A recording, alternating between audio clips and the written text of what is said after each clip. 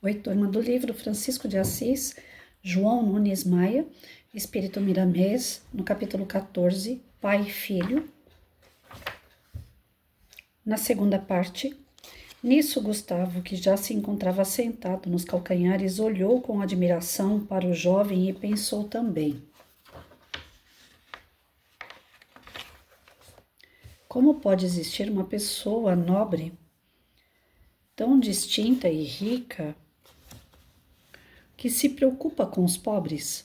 Como pode um anjo de Deus querer viver no inferno com demônios e querer ajudá-los?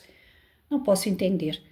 Devem ser os fins dos tempos que muitos profetas anunciam. Nunca me interessei por religião, mas se o menino Francisco arranjasse uma, eu ia acreditar em Deus e no que ele dissesse, por não faltar esperança no que ele fala. Um Deus, da maneira que ele prega, é um Deus bom. A mão de Francisco percorreu toda a cabeça de Gustavo, como a de uma mãe no mais puro afeto com o filho, e notava-se uma força poderosa fluindo dos dedos do rapaz, penetrando em todo o cosmo orgânico do servidor, parando aqui e ali, desentulhando obstáculos, avivando o sistema nervoso e se enroscando nos vasos linfáticos como minúsculas reservas de vitalidade para as horas de maiores testemunhos. Internamente, sem que o raciocínio tomasse parte, a alma, dentro da sua própria inconsciência, saberia usar essas forças, ali colocadas como um emblema de servir. O pensamento de Francisco, mestre por excelência, sabia doar com amor, dar o toque e suas bênçãos da natureza para engrandecimento da própria vida. Gustavo recebera um prêmio por lei de justiça na sequência da maturidade espiritual. É Deus que não se esquece dos seus filhos. É Jesus Cristo trabalhando por intermédio de seus mais chegados discípulos. Foi Francisco de Assis na mais alta expressão daquilo que ele era e do mais que continua a ser. Francisco bateu com delicadeza no ombro do servidor e assinalou com alegria: vá para casa, Gustavo. É hora de juntar-se aos teus. Depois conversarei com meu pai a teu respeito, e quero que saiba que Deus não despreza criatura alguma em qualquer circunstância, mesmo nas mais difíceis. Que Jesus te acompanhe. Gustavo saiu inundado de paz e de esperança, degustando o manjar espiritual ofertado pelo jovem senhor. Francisco ganhara há anos atrás um evangelho, e tanto se afeiçoara a ele que dele não se separava, nem para dormir. Era seu companheiro de todas as horas. Folheava-o sempre que tinha oportunidade, consultava-o em todas as suas dificuldades, e a intuição se fazia como por encanto. Interpretava os textos como se estivesse na época em que eles foram ditos, e na verdade esteve, porquanto ajudara a escrevê-lo como João Evangelista, dando os últimos retoques na maior obra de todos os tempos. Maria Picalini e Jarla, juntamente com Fole, tinham saído para um curto passeio. Pedro Bernardoni estava descansando, porque era uma tarde de domingo. Francisco foi entrando na mansão pensativo. Cumprimentou o pai, disfarçando a tristeza. Boa tarde, papai. Como vai o senhor? Vou bem, filho. Quero muito falar-te e não posso esperar mais. Estou aqui há horas à tua espera. Desculpa-me, papai, não sabia. Olha, Francisco, não estou compreendendo o modo pelo qual tu estás te conduzindo. A tua mudança me estranha. Parece que não te interessas mais pelo comércio como dantes. Viajas por muitos lugares sem que eu saiba o que estás fazendo. Isso me preocupa sobremodo. Conversas constantemente com os servos, deixando transparecer alegria e bondade. Ficas horas a fio dialogando com capatazes, com mulheres e, por vezes, crianças. Sei que eles respeitem a tua posição de nobre. Tenho grande esperança no teu futuro, e dele não posso descuidar para que a tua mente não seja deturpada com falsa visão da realidade. Cismo com tua frequência junto aos servos e certos tipos que se dizem filósofos, que amam mais a preguiça do que o trabalho. Como teu pai, peço-te que te afastes desses tipos imundos. Eles vieram ao mundo, meu filho, para nos servir, qual os bois, os cavalos, os cães. Desculpa, gente.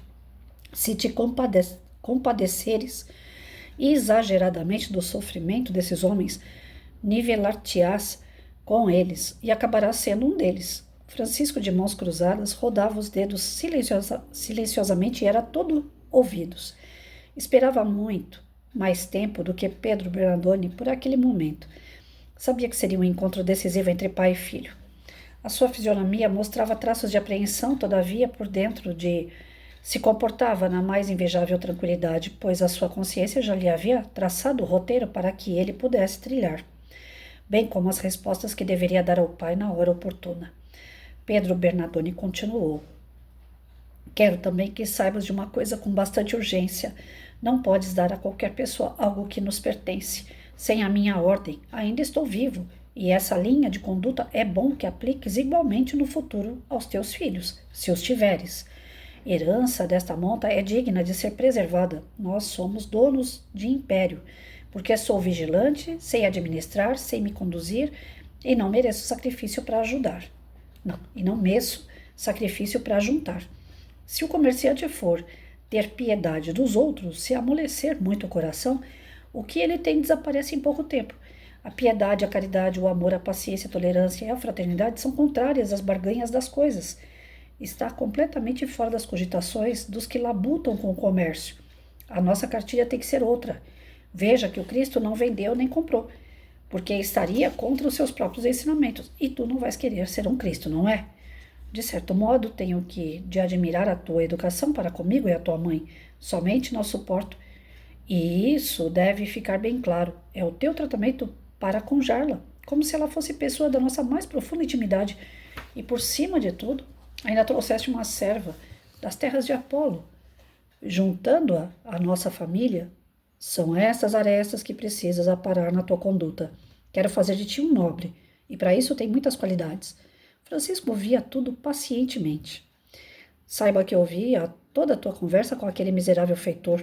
Gustavo vai pagar pela ousadia de desmoralizar-me diante de ti, de querer atear fogo nas minhas mercadorias e de instigar os servos contra mim. Já dei ordem aos meus fiéis servidores para darem sumiço naquele cão, o que servirá de exemplo para que aprendam a respeitar o patrimônio alheio.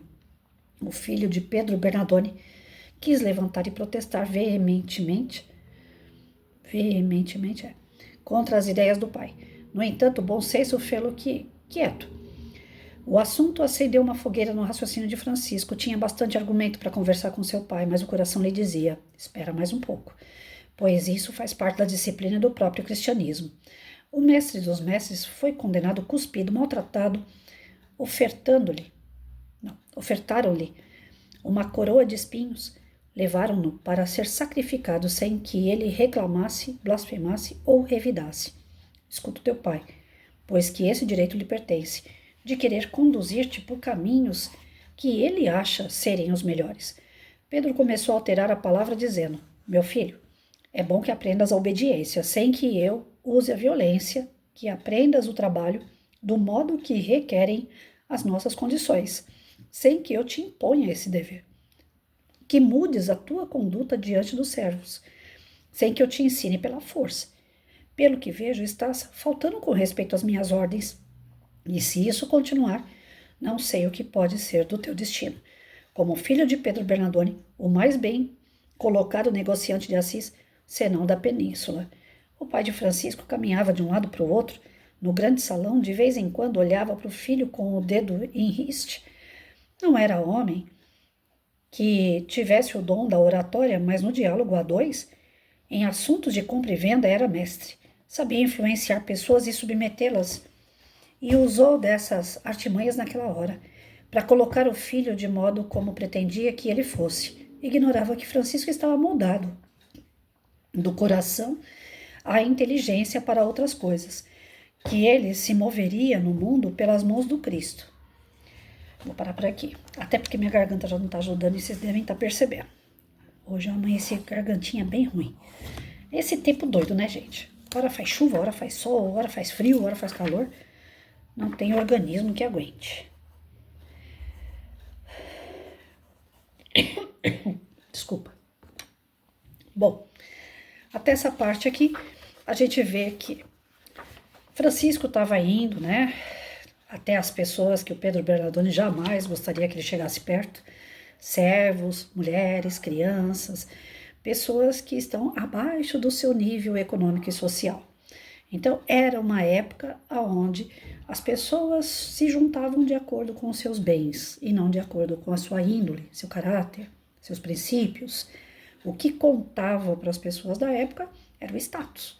Então, como Pedro era um comerciante muito rico, com o nome voltado dentro do país ou até fora dele, como ele mesmo citou, ele jamais ia admitir que conviver com pessoas menores, né, do social e econômico, seria inconveniente demais, até porque essas pessoas não oferecem nada para ele. Ele foi criado açoitando escravos, ele foi repetindo o que ele recebeu. O conhecimento dele era esse. E aquela história que Jesus dizia, cada um vai ser julgado de acordo com aquilo que sabe, né? Então, por mais que seja horrível a condição que ele submetia os seus empregados e escravos, é o conhecimento que esse Pedro tinha. O pai de Francisco não tinha um conhecimento maior. Se ele soubesse que tudo isso é desumano e estaria fazendo por maldade, por realmente gostar, sentir prazer de fazer o mal, o peso seria o dobro, né? Não é que ele não vá pagar pela maldade cometida até aqui, mas é muito menor do que se ele realmente tivesse a intenção apenas da maldade. A questão é cultural. A questão foi passada de pai para filho. Muitos de nós temos algo que nós passamos para os nossos filhos hoje, que nós recebemos dos nossos pais. Dá para se esconder atrás de uma educação falida ou cheia de falhas? Por isso que eu também falhei? Não. Os tempos são outros, né?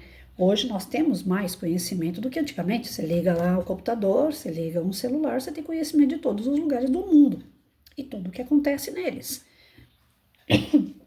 Inclusive outras culturas, outras formas. Estudos que são dirigidos de como educar um filho, cartilha para seguir a risca, para dar tudo certo, perfeito, maravilhoso, não existe. Mas existem meios, inclusive terapias, psicólogos, psiquiatras, existe uma série de exames que a gente vai constatando o caminho que a gente deve seguir numa educação. Mas antigamente isso não tinha. Nós estamos falando de 1400, século XIV, né? Então nós não estamos falando de algo daqui, agora. Então não podemos crucificar o Pedro. Quem vai lendo vai falar, nossa, dá uma raiva esse Pedro, né? Não podemos ter raiva. É o que ele tinha para oferecer. E ele achava que estava fazendo o mais certo possível, continuar dando aquilo que ele recebeu. Herança, física, matéria, bens, status. É a única coisa que eles se preocupavam na época. Hoje a gente se preocupa em dar educação para o filho para quê? Para ele aprender a trabalhar, para ele poder trabalhar e se sustentar. Ninguém está aqui querendo deixar herança para filho ficar apenas, como que fala? Dando continuidade à sua herança, até mesmo porque a maioria das pessoas hoje estão em classe média, média baixa. Mal consegue uma casa própria, não é isso? Então hoje nós estamos dando a varinha para os nossos filhos para que eles pesquem, mas antigamente era para continuar, né? O nome, o status e a parte econômica e social que aquela pessoa tinha conseguido. E o Francisco estava quebrando esse paradigma. Ele estava querendo dizer assim, todo mundo merece respeito. Só que se eu respeitar, hoje tá ruim, gente, se eu respeitar o negro, se eu respeitar o escravo, eu não vou ter mão de obra barata. E aí todo aquele castelo que eu construí pode ir para água abaixo, porque na verdade todos os bens e o status que a pessoa tinha era baseado na escravidão, né? Isso é só um pouquinho.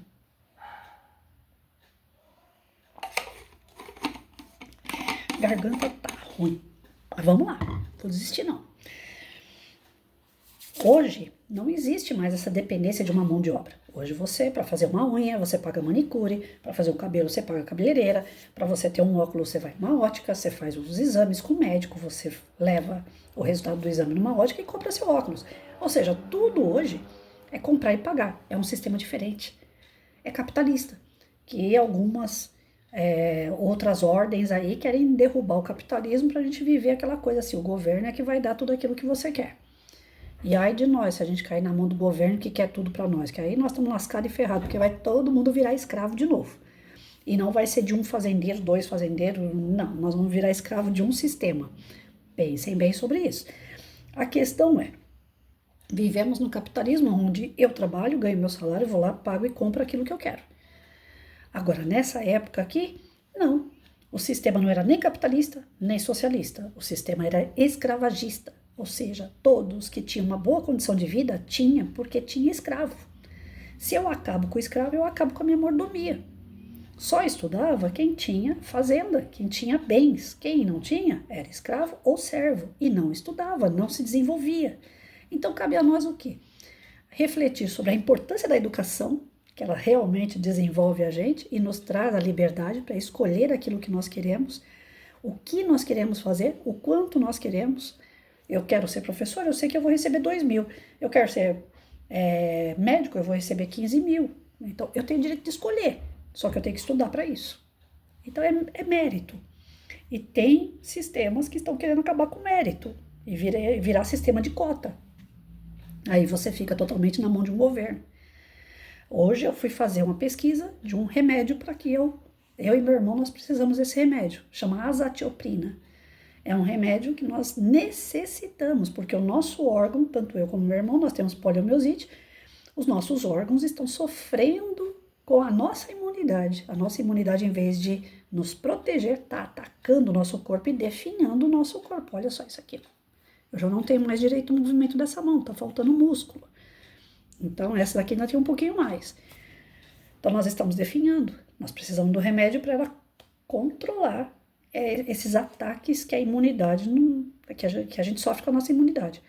Gente, depender de órgão municipal, estadual, para a gente poder sobreviver, é melhor se render e falar, não, deixa pra lá, na outra vida, quem sabe, talvez, porque aqui o negócio tá, como diz os maloqueiros, o bagulho tá doido, né? Eu fiquei por faixa umas 4 horas no telefone, tentando achar uma farmácia que vendesse mais barato, porque eu tô com a guia médica para ir buscar gratuito, mas eu moro em Itaquá, meu irmão mora em Ermelino Matarazzo, só tem gratuito Vila Prudente ou então lá pro centro de São Paulo. O que a gente vai pagar de Uber para ir até lá, para levar o documento? E todo mês ter que voltar para pegar a medicação? É o preço da caixa do remédio. Então, assim, nós não temos para onde correr. E olha que eu escolhi ser professora. Ele escolheu a área dele. E todos os dois não têm o suficiente para poder... Quer dizer, tem, né? Só que aí vamos largar a pizza de lado, vamos deixar um passeio de lado, porque vai ter que comprar remédio. Entenderam? Nós vivemos num sistema desse, capitalista, e a gente não tem respaldo de governo. O socialista, aí é que não vai ter mesmo, porque o capitalista você ainda corre para uma farmácia e vai procurar qual que vende mais barato. No socialista, é tudo taxado. Chega lá em cima, os caras falam para você, olha, o remédio é R$200 em todas as farmácias. Pra onde você vai correr? Você não tem nem aquela coisa de um vende um pouquinho mais barato que o outro. Não vai ter isso. E no escravagista não era muito diferente. Os escravos, por mais, quando chegou perto na década lá de 1888, que estava perto para ter a abolição, os escravos já podiam começar a comprar coisas no armazém do patrão e pagar com o teu trabalho. O que acontecia? Pagavam? Não, estava sempre devendo. Então, tá tocando minha campainha e eu não vou gravar de novo. Então é isso, gente. Vamos lá. Vamos entender que épocas acontecem coisas diferentes, cada um se enquadra de acordo com a sua época, e que nós temos que entender o limite de cada um. Isso não significa aceitar, né? Por isso que Francisco entrou no meio dessa história, porque ele não vai aceitar e ele vai dar uma nova proposta.